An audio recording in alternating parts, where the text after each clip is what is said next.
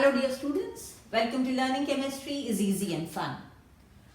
Classification of polymers.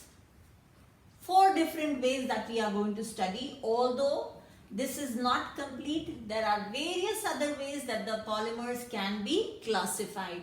Here we are doing it from chemistry point of view, where we classify polymers based either on the basis of their source, structure, method of synthesis or molecular forces. First classification based upon source. 3 columns here: natural, synthetic, semi-synthetic. By the way, if you want notes of this particular topic, don't forget to keep a notebook and paper handy with you so that you can just note it down for offline reference, especially when your mobile is taken away and you have to prepare for the exams, right? Natural, as the name indicates, obtained from nature. And what is there in nature? Plants and animals. So something which nature is designing. So that means we can't tamper with its properties. Cotton, as you are getting, as you will get it as you're getting from the plant, right? So it has got fixed properties. You cannot tamper with the plant in order to get a different variety of cotton. Yes, after obtaining cotton, you can treat it chemically in order to enhance its properties, but when you are obtaining it in its natural form, it has fixed properties. That means its supply will also be limited, and that makes them expensive. So we've got these 4 points listed over here. Simple.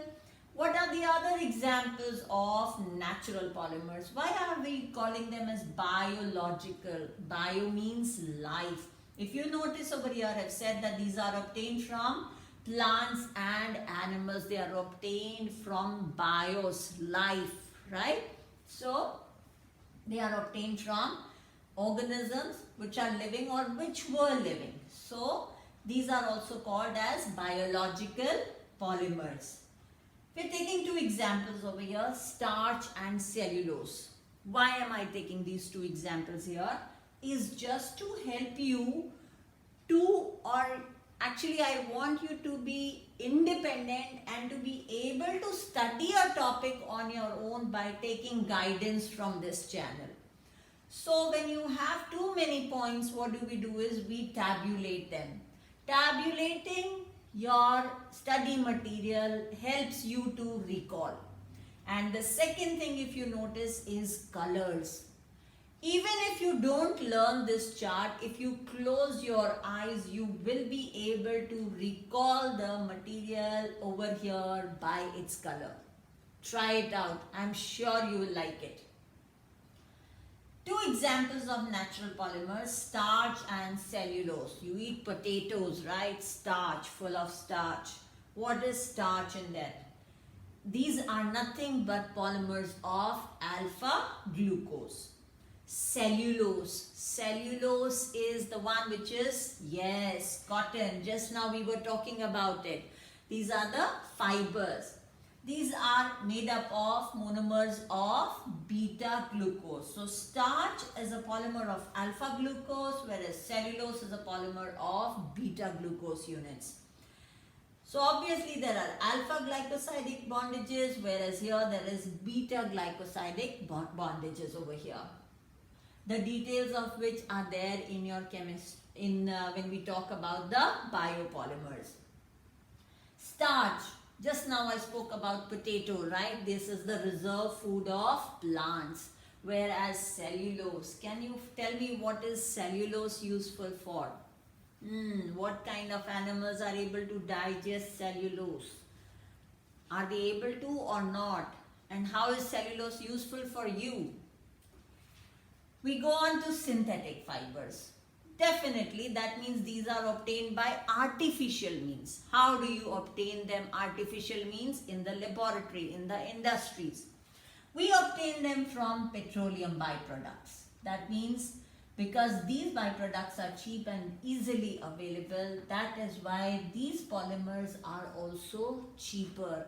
When you go to buy some fabric, cotton will be much more expensive than any of your synthetic fibers, right? Rayon, etc. We can alter the properties of synthetic polymers to suit our need. Can you just look around you and correct 3 different samples of polythene with different texture and different durability? You can pause the video, just look around you and see if you can spot different types of polythenes. Some which will be very strong and multi-use, some which will tear off very easily. Go give it a try. Also try and find out why there is a difference in their properties. Semi-synthetic. Again, we are obtaining them from natural polymers, but we modify their properties. You see the car tires. They have this weatherability. They are able to withstand the various weather conditions. Natural rubber is not like that.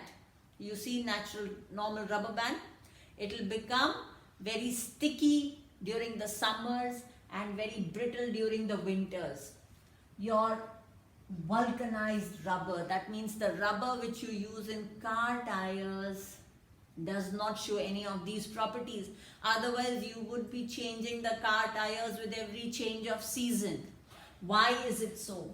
Because natural rubber is treated with sulfur.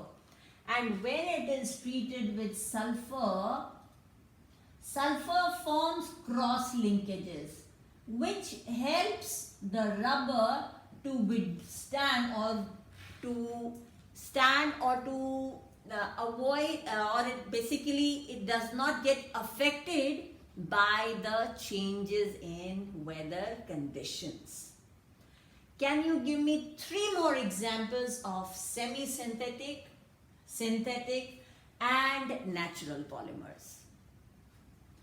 Amongst natural polymers, we also have proteins and we have nucleic acids, the DNA, the RNA, all these are examples of natural polymers.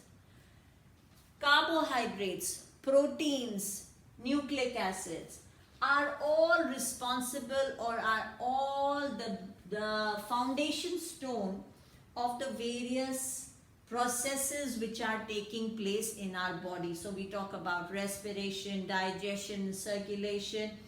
They are involved in some way or the other. Hence, the term that is given to them is biopolymers.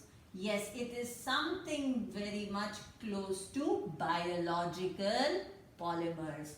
Biopolymers, the ones which are responsible for the various life processes taking place in the body. I've given here starch is the reserve food for the plants.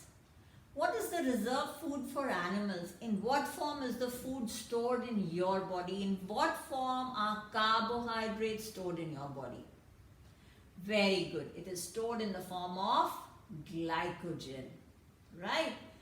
Have you written this down? So we can move on to the classification of polymers based on structure. Stay with me because the topic is going to become easier and easier.